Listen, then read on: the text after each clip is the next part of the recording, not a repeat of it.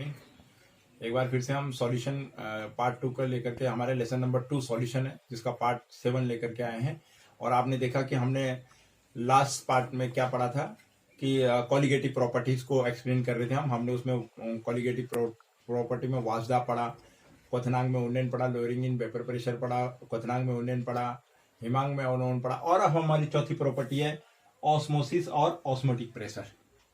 चौथी colligative property क्या हमारी? ऑस्मोसिस यानी परासरण या परासरण दाब किसे कहते हैं।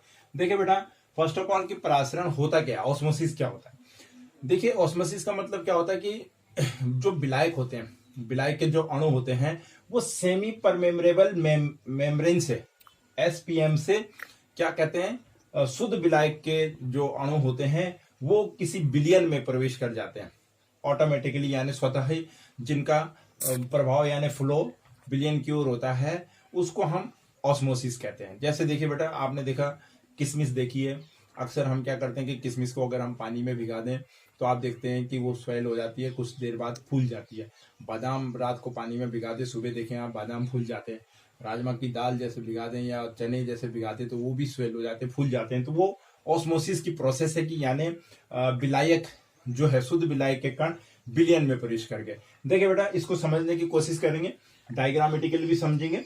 देखिए डायग्राम में ये जो लेकिन इसमें जो ऑस्मोसिस की जो प्रोसेस होगी, इसका जो मुख्य फैक्टर है वो है एसपीएम, सेमी परमिएबल मेम्ब्रेन। ऐसी झिल्ली जो अपने से विलायक के कणों को तो आने देती है, विलायक यानी सॉल्वेंट के कणों को तो पार जाने देती है, लेकिन विलय के कणों को, सॉल्यूट के कणों को पार नहीं जाने देती। ये मुख्य फैक्टर है आपका ऑस्मोसिस में। अब देखिए होता क्या है ऑस्मोसिस यानी परासरण। माना देखिए मैंने एक बीकर लिया, उसके ठीक बीच में सेमी परमेम्ब्रेबल यानी अर्धपारगम्य झिल्ली लगा ली। ठीक है, ये कोशिका झिल्ली होती है, जंतु झिल्लियां भी होती हैं, अंडे की झिल्ली भी कहलाती है, और ये बनाई हुई झिल्ली भी है। देखिए कैसे होती है। माना ये मेरे पास प्योर वाटर है, ये कौन सा सॉल्यूशन है मेरे पास, यहाँ पे इस साइड में जो सॉल्वेंट है वो क्या है मेरे पास? प्योर वाटर, पानी भरा हुआ है आप देख रहे हैं, और ज्यादा मात्रा में मेरे पास क्या है, इसमें पानी है। दूसरी साइड में मैंने साल्ट का सॉल्यूशन लिया, साल्ट यानी माने पानी में क्या, किसके सॉल्यूट मिला दिया हमने? नमक के। नमक को हमने पानी में क्या कर दिया? घोल दिया, तो नमक का सॉल्यूशन बन गया। ठीक है, अब हो क्या रहा है, होता क्या है ऑस्मोसिस में कि जो ये शुद्ध विलय है, प्योर पानी जो हमारे पास लिया है, ये सॉल्वेंट है जो हमारे पास शुद्ध विलायक, इसके कण इस सेमी परमेम्ब्रेबल मेम्ब्रेन को पार करके सॉल्यूशन में चले जाएंगे। किसमें चले जाएंगे? सॉल्यूशन। बट सॉल्यूशन से न तो विलय के कण आएंगे और न ही विलायक के कण आएंगे। अब देखिए इसका कारण क्या है, होता क्या है कि इसमें प्रेशर भी क्रिएट होता है, ऑटोमेटिकल प्रेशर क्रिएट हो रहा है। कैसे हो रहा है आप देखिए, हम जानते हैं जब किसी भी विलायक में हम नॉन वॉलेटाइल क्या कहते हैं सॉल्यूट को मिला देते हैं तो उसका वेपर प्रेशर ऑटोमेटिकली कम हो जाता है। तो कम हो गया तो वेपर प्रेशर इधर कम है, वेपर प्रेशर इधर क्या है? ज्यादा है। आप जानते हैं कि प्रत्येक लिक्विड का वेपर में कन्वर्ट होते हैं। अब क्या हुआ, अगर यहां से शुद्ध विलायक, ये क्या है हमारे पास? प्योर सॉल्वेंट पानी यानी शुद्ध विलायक है। शुद्ध विलायक के कण सेमी परमेम्ब्रेबल मेम्ब्रेन को पार करके विलयन में प्रवेश कर जाते हैं। ऑटोमेटिक प्रोसेस होती है, अपने आप फ्लो होता है, इसको हम क्या कहते हैं? ऑस्मोसिस कहते हैं। अब देखिए बेटा, मैं आपको इससे समझा रहा हूं। माने ये पानी है, अब ये सेमी परमेम्ब्रेबल मेम्ब्रेन ने आपको, परमिएबल मेम्ब्रेन ने आपको ये कण को, विलायक, शुद्ध विलायक के कणों को अलाउ किया विलयन में आने के लिए। तो यहां से ये जाएंगे तो ये कहां आ जाएंगे? विलयन। तो जब ये विलयन में आएंगे तो ये क्या हो जाएगा? विलयन में पानी की मात्रा यानी विलायक की मात्रा क्या हो जाएगी? बढ़ जाएगी। विलयन में पानी की मात्रा क्या हो जाएगी? बढ़ जाएगी। यानी जैसे मैंने किशमिश का उदाहरण दिया, बादाम का उदाहरण दिया, तो इट मीन्स क्या हुआ? ये ऑस्मोसिस कहलाए। ये क्या कहलाए? ऑस्मोसिस। अब ये होता कैसे? इसके कुछ टर्म्स होते हैं ऑस्मोसिस के, हाई कंसंट्रेशन से लो कंसंट्रेशन। पहला पॉइंट क्या है, जो ऑस्मोसिस की प्रोसेस होगी वो उच्च सांद्रता से निम्न सांद्रता की ओर होगी। हाई, अब हाई कंसंट्रेशन किसमें था? इसमें प्योर वाटर। प्योर वाटर किस कंडीशन में था हमारे? High concentration water, high concentration में था, क्योंकि ज्यादा मात्रा में था हमारे पास प्योर वाटर सॉल्वेंट। और यहां किस मात्रा में था? लो। इसमें किस मात्रा में था? लो कंसंट्रेशन यानी कम मात्रा में था। तो पानी विलायक के कण कहां से फ्लो किए? प्योर सॉल्वेंट से सॉल्यूशन की ओर चले गए। दूसरी स्थिति क्या होती है बेटा, जिसका दूसरा मुख्य कारण है कि डाइल्यूट सॉल्यूशन से विलायक के जो कण होंगे वो कौन्स यानी सांद्र कंसंट्रेट सॉल्यूशन की ओर मूव करेंगे। दूसरी कंडीशन, लेकिन दोनों के लिए क्या है, तनु विलयन से सांद्र विलयन की ओर जब विलायक के कण प्रवेश करेंगे किसमें, विलयन में, तो वो भी क्या होगा, हमारा ऑस्मोसिस कहलाएगा। लेकिन फिर से कंडीशन क्या होगी, सेमी परमिएबल मेम्ब्रेन, ऐसी झिल्ली जो परमिशन देती है किसको, विलायक के कणों को अपने से पार जाने की, विलय के कणों को नहीं, सॉल्यूट को पार नहीं जाने देती। ये है ऑस्मोसिस। ये क्या है हमारा ऑस्मोसिस। अब देखिए ये ऑस्मोसिस में डाइल्यूट सॉल्यूशन की बात आई। कैसे समझना है डाइल्यूट सॉल्यूशन से, high concentration to low concentration तो हो गया, लेकिन डाइल्यूट से और कंसंट्रेशन की ओर, डाइल्यूट सॉल्यूशन से और सांद्र सॉल्यूशन की ओर जाएगा, यानी दोनों ही सॉल्यूशन है। यहाँ पे तो एक सॉल्वेंट और एक क्या सॉल्यूशन, लेकिन अगर दोनों सॉल्यूशन हो, फॉर एग्जाम्पल फिर से मैं यहाँ पे ले रहा हूं, एक बीकर है हमारे पास, यहां मैंने इसमें एक बीचों बीच में इस पे एक झिल्ली लगा दी, कौन सी, एसपीएम सेमी परमिएबल मेम्ब्रेन लगा दी। अब देखिए ये वाला जो हिस्सा है मेरे पास, ये माना मैंने NaCl का सॉल्यूशन लिया, लेकिन ये कौन सा है, डाइल्यूट है, और इधर भी मैंने NaCl लिया, लेकिन ये कौन सा है, कॉन्सेंट्रेट NaCl है। अब ऐसी स्थिति में देखिए ये डाइल्यूट सॉल्यूशन और ये कंसंट्रेशन सॉल्यूशन। आप जानते हैं यानी इसमें विलय की मात्रा क्या है, ज्यादा है, इसमें विलय की मात्रा कम।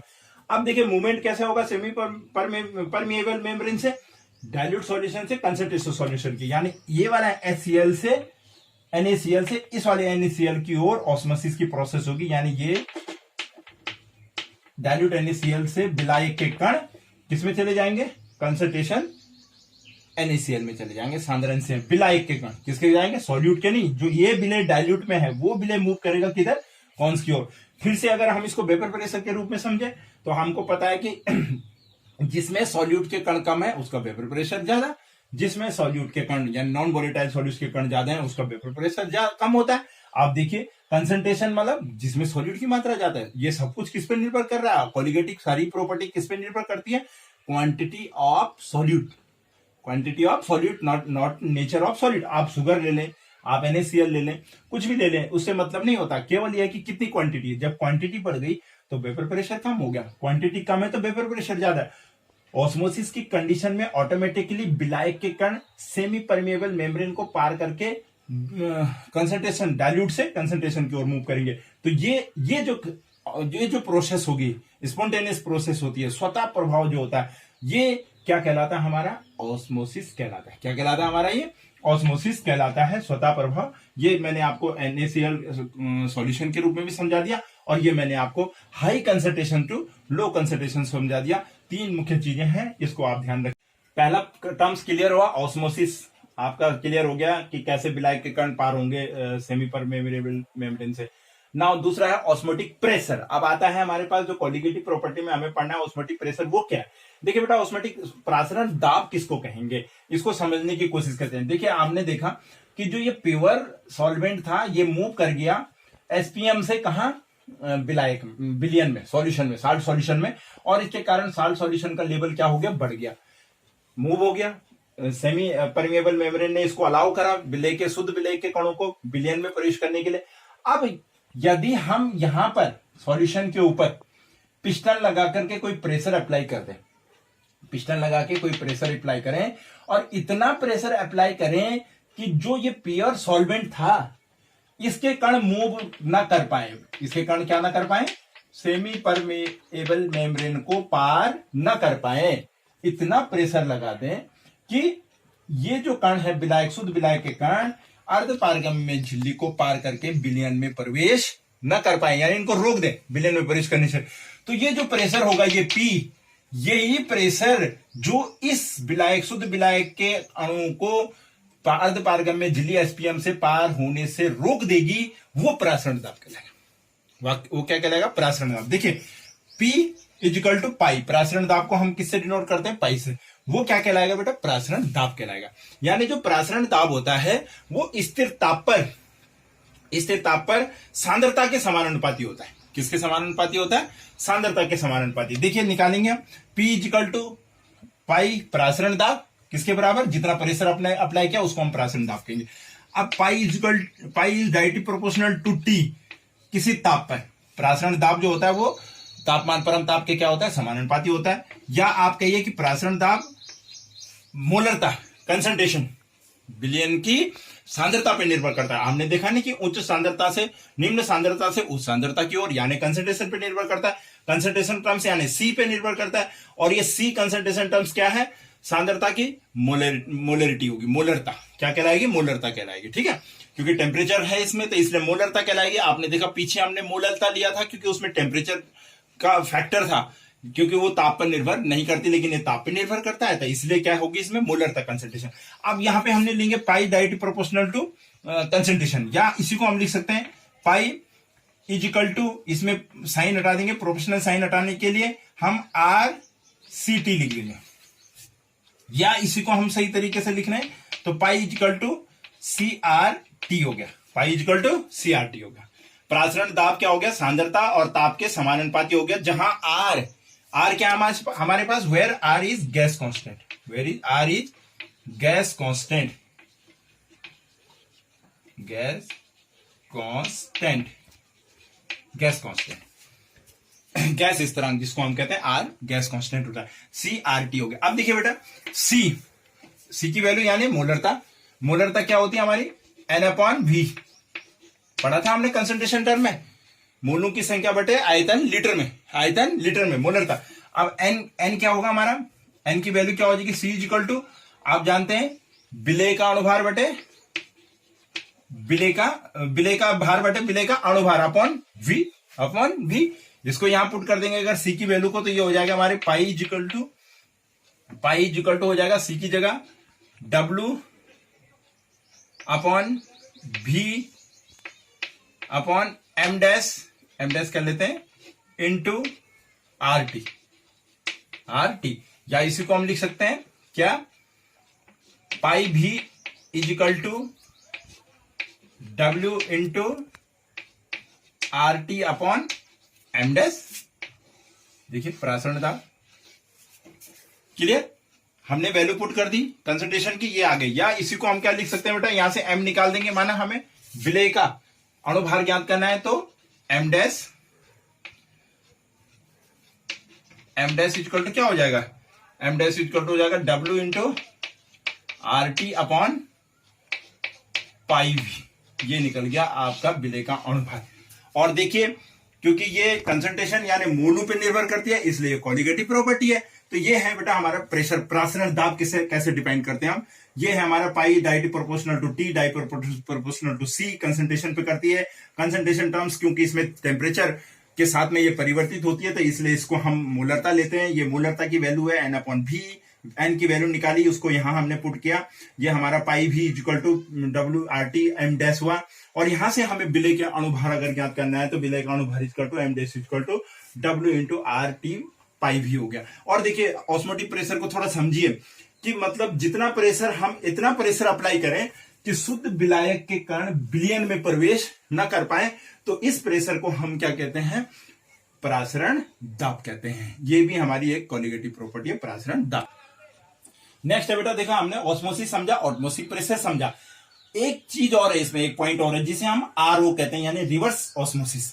रिवर्स ऑस्मोसिस क्या होगा हमारा, किसको कहेंगे हम? देखिए बेटा, अभी मैंने आपको समझाया कि हमने प्रेशर अप्लाई किया सॉल्यूशन पे, इतना प्रेशर अप्लाई किया कि जो ये हमारी सेमी परमिएबल मेम्ब्रेन है SPM, ये पार ना जाने दे किसको? विलायक के कणों को, विलायक के कण इस पे पार ना हो पाए।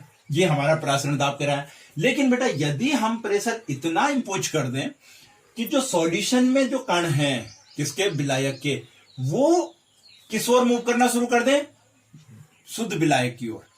सॉल्यूशन से जो कण है विलायक के, जो पानी यहां गया है, इतना प्रेशर डालें कि वो वापस कहां आ जाए? इस प्योर सॉल्यूशन में आ जाए। ये कहलाता है रिवर्स ऑस्मोसिस। रिवर्स हो गया ना उल्टा, पहले विलायक से विलयन में जा रहे थे, अब विलयन में उपस्थित कण इतना प्रेशर डाल दिया गया कि जो विलयन में विलायक के जो कण है वो वापस किस में आने लग गए? विलायक की ओर मूव करने लग गए। ये कहलाता है रिवर्स ऑस्मोसिस, यानी उल्टा। रिवर्स ऑस्मोसिस जिसे हम RO कहते हैं, आपके घरों में भी जो पानी का सिस्टम है वो RO सिस्टम है। देखिए कैसे होता है, समुद्री जल को अगर पीने लायक हमको बनाना है तो कैसे बनेगा? फॉर एग्जाम्पल है हियर, ये देखिए ये लवणीय जल है, इसमें समुद्री जल समझ लीजिए जिसमें लवण है, साल्ट है, सेमी परमिएबल मेम्ब्रेन है। इसमें यहां से हमने प्रेशर अप्लाई किया, हमने इतना प्रेशर अप्लाई किया कि जो विलायक के कण है वो कहां मूव कर गए? विलायक में आ गए। विलयन से जो सॉल्वेंट के कण है वो प्योर सॉल्वेंट की ओर आ गए, और प्योर सॉल्वेंट में आएंगे तो क्या क्या आएगा, केवल पानी पानी आएगा। साल्ट यानी नमक के कण वहीं रह जाएंगे, माना NaCl है फॉर एग्जांपल, या कोई और साल्ट है, सॉल्यूट वहीं रह जाएगा। आएगा क्या आपके पास, केवल सॉल्वेंट आएगा। और वो सॉल्वेंट कैसे होगा आपके पास, प्योर सॉल्वेंट, पीने लायक होगा। तो लवणीय जल को शुद्ध जल में हम कैसे बदल सकते हैं, ऑस्मोटिक प्रेशर को और ज्यादा बढ़ा करके इतना प्रेशर अप्लाई करें कि जो ऑस्मोसिस की प्रोसेस है वो रिवर्स हो जाए, उल्टी हो जाए, यानी विलयन से विलायक की ओर हो जाए। उसको हम क्या कहते हैं, RO कहते हैं, रिवर्स ऑस्मोसिस कहते हैं। बहुत इंपॉर्टेंट चीज है, आप ध्यान रखिएगा। ऑस्मोसिस और रिवर्स ऑस्मोसिस अक्सर पूछा जाता है कि what is the difference between the osmosis and reverse osmosis. अब बेटा कॉलिगेटिव प्रॉपर्टीज को और अच्छे से डिफाइन किया, या उसमें ये कह सकते हैं कि अमेंडमेंट किया वान हॉप ने। वान हॉप एक साइंटिस्ट हुए जिन्होंने अपनी एक इक्वेशन दी और एक फैक्टर दिया। मैं अभी आपको आगे समझाऊंगा कि वान हॉप का जो फैक्टर है उसमें कॉलिगेटिव जो प्रॉपर्टी हमने पढ़ी है, अनुसंख्यक जो गुण हमने पढ़े हैं, उनमें किस तरीके से अमेंडमेंट किया या संशोधन किया। वान हॉप ने कहा कि कोई भी स्थिर ताप पर किसी भी विलयन का जो परासरण दाब होता है वो सांद्रता के समानुपाती होता है, और ताप के भी क्या होता है, समानुपाती होता है। वान हॉप ने कहा कि कंसंट्रेशन के समानुपाती होगा, इक्वेशन नंबर 1 कह दी। टेम्परेचर के समानुपाती होगा, इक्वेशन नंबर 2 हो गई। अब फ्रॉम इक्वेशन नंबर 1 एंड 2 दोनों को कंबाइन कर देंगे। फ्रॉम इक्वेशन 1 एंड 2 से हम क्या करेंगे, दोनों को कंबाइन करेंगे तो क्या हो जाएगा हमारा, पाई डाई टी प्रोपोर्शनल टू CT, या हम इसी को लिख सकते हैं पाई इक्वल टू, साइन हटा देंगे, RCT। R सॉल्यूशन के लिए सॉल्यूशन कांस्टेंट और गैस के लिए गैस कांस्टेंट की भूमिका में होगा। अब या इसी को हम क्या लिख सकते हैं, pi equal to CRT, we can write it like this. Then pi equal to, क्योंकि मोलर सांद्रता है तो सांद्रता क्या होती है, N/V RT, ठीक है। या इसी को हम लिख सकते हैं pi V equal to nRT like this. This is the van't Hoff equation. इसको हम क्या कहते हैं, वान हॉप इक्वेशन। PV ये बिल्कुल वैसी है बेटा, PV इक्वल टू nRT के जैसे हमारी समीकरण होती है PV equal to nRT, gas समीकरण, वैसी है वान हॉप समीकरण PV इक्वल टू nRT। कुछ नहीं, ये परासरण दाब निर्भर करता है सांद्रता पे और स्थिर ताप पर। दोनों इक्वेशन को बराबर किया हमने। यहाँ पे R सॉल्यूशन है तो सॉल्यूशन कांस्टेंट, गैस है तो गैस कांस्टेंट होता है। तो R, क्योंकि हम सॉल्यूशन की बात कर रहे थे, सॉल्यूशन कांस्टेंट हमने इसको मान लिया, और यहाँ पर RT हुआ। यहाँ पे C कंसंट्रेशन, मोलरता की वैल्यू हमारी N/V होती है, यहां से लिया मैंने पाई V इक्वल टू nRT। ये है वान हॉप इक्वेशन। वान हॉप ने एक इक्वेशन बनाई जिसमें उसने परासरण दाब और मोलरता के बीच में ये संबंध स्थापित किया, किस प्रकार से ताप के साथ में परासरण दाब में और मोलरता में ये इक्वेशन आती है।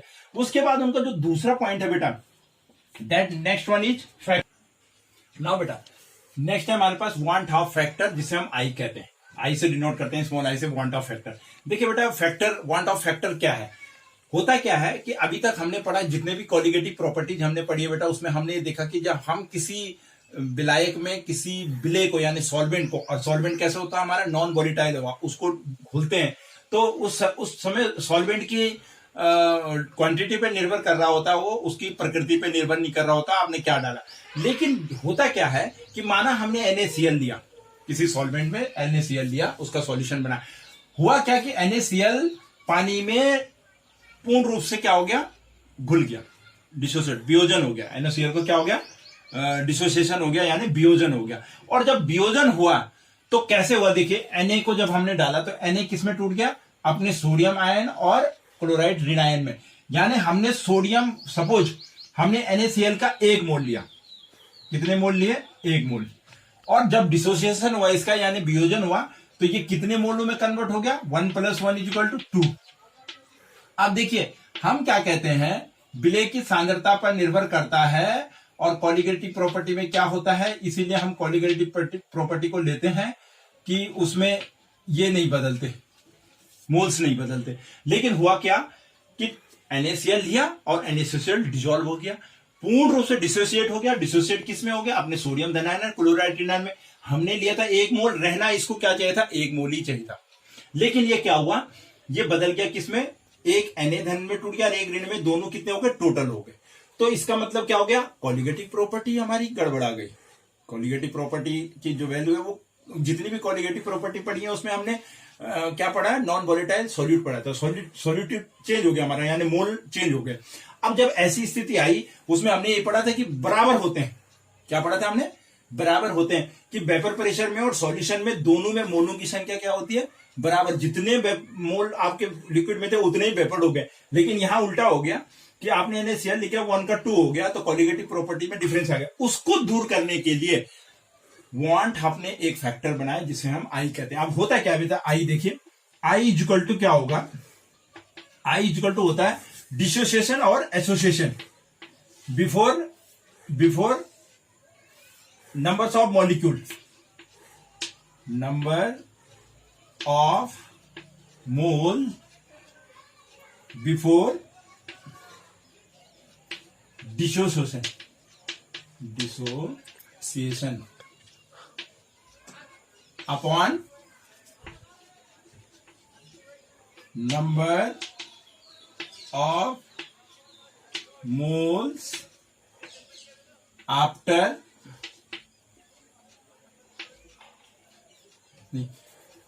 आफ्टर ऊपर होगा आफ्टर डिसोसिएशन और बिफोर डिसोसिएशन।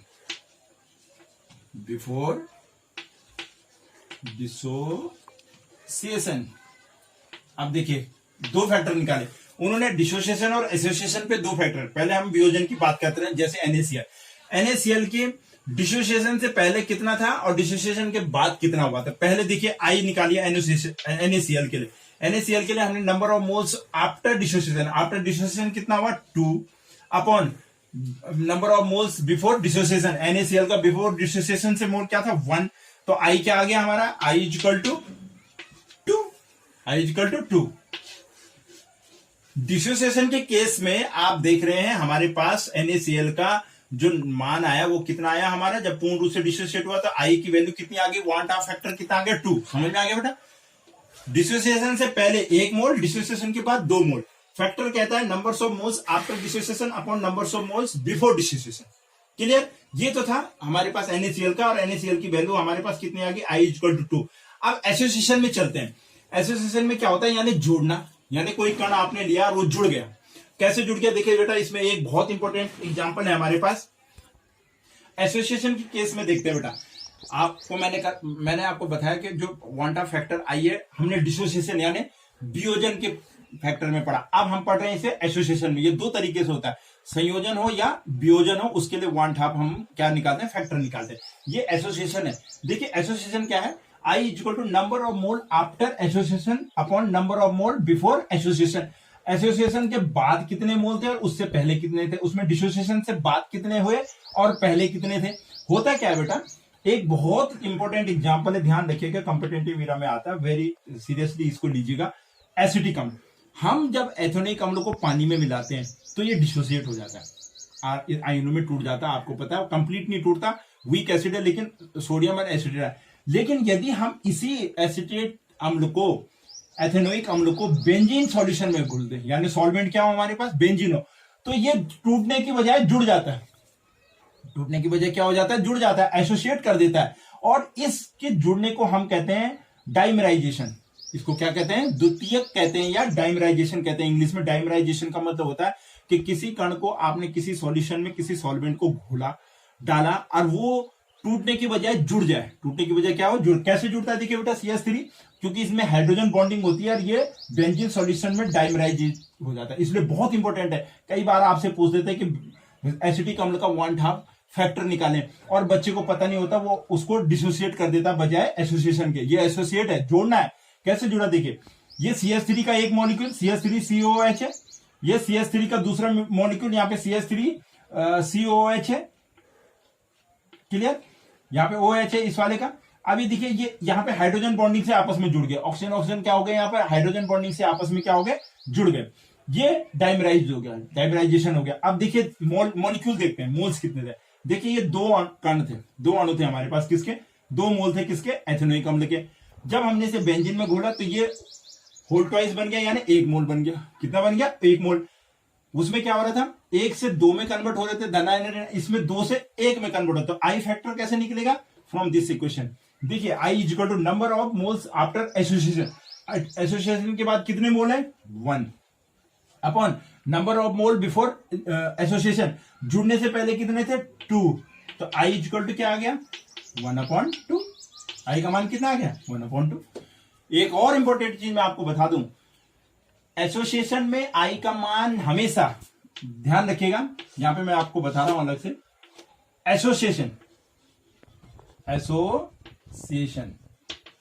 एसोसिएशन में जो आई होगा 1/2 गुणांक, आई जो होगा हमेशा लेस देन 1 होगा। और डिसोसिएशन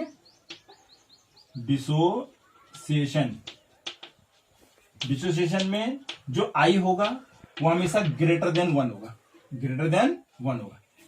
वेरी इंपॉर्टेंट, ध्यान रखना। एसोसिएशन में कभी भी आई का मान एक से नीचे होगा, यानी 1 होगा या 1 से नीचे। एसोसिएशन में 1 से कम होगा, डिसोसिएशन में हमेशा 1 से ज्यादा होगा। आपने देखा हमने NaCl का निकाला था, उसमें डिसोसिएशन कितना आ रहा था 2 आ रहा था, 1/2 फैक्टर 2 आ रहा था। तो देखिए बेटा कॉलिगेटिव प्रॉपर्टीज में अंतर आ गया, क्योंकि देखिए कोई डिसोसिएट हो गए तो कोई क्या हो गए एसोसिएट हो गए। अब इन्हीं कॉलिगेटिव प्रॉपर्टीज में जो ये डिफरेंसेस आया, इसमें अमेंडमेंट करके कॉलिगेटिव प्रॉपर्टीज के जो, तो डिसोसिएशन और एसोसिएशन होने के कारण कॉलिगेटिव प्रॉपर्टीज को कैसे अमेंडमेंट करेंगे, तो 1/2 फैक्टर उस पर अप्लाई हो जाएगा। तो कैसे होगा बेटा, सिंपल देखिए, relative lowering of vapour pressure, वाष्प दाब में अवनमन का फॉर्मूला था हमारा P0 - P/P equal to XB। तो कुछ नहीं करना, मल्टीपल बाई आई। यहाँ पे elevation of burning point delta TB equal to KBM था, इसमें भी क्या करना है multiple by i. Depression freezing point क्या था TF इक्वल टू आई। और अभी हमने ऑस्मोटिक प्रेशर निकालना था पाई इक्वल टू nRT/V, तो इसमें भी क्या करना है multiple by I. Multiple by क्या हो जाएगा आई।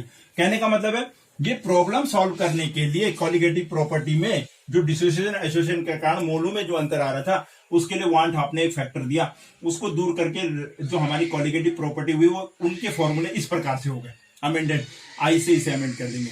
क्लियर, ये था बेटा हमारे पास van't Hoff equation and factor, बहुत इंपॉर्टेंट है। इससे रिलेटेड न्यूमेरिकल्स में आपको दे रहा हूं, एक आध एग्जांपल मैंने कर लिया, आप उसे जरूर करिएगा। प्राचरण दाब से रिलेटेड न्यूमेरिकल भी मैं नोट्स में आपके लिए भेज रहा हूं, उसको जरूर हल करिएगा।